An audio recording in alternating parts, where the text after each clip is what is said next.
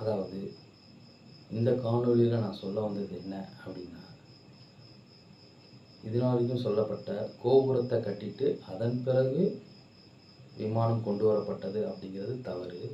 ஆனால் முதல்ல விமானத்தை மேலே 216 அடி வந்து கொண்டு போயிட்டு அதன் பிறகு கோபுரத்தை கட்டப்பட்டதுன்னு நான் சொல்லியிருக்கேன். இது எப்படி சாத்தியம் நீங்கள் கேட்கலாம். நான் அடுத்த வீடியோவில் இதை பற்றின விளக்கமாக நான் சொல்கிறேன். இந்த வீடியோவிலேயே 7, 8, 9, 10, 10 வரைக்கும் உள்ள ஸ்டேஜை நான் சொல்லிட்டேன்.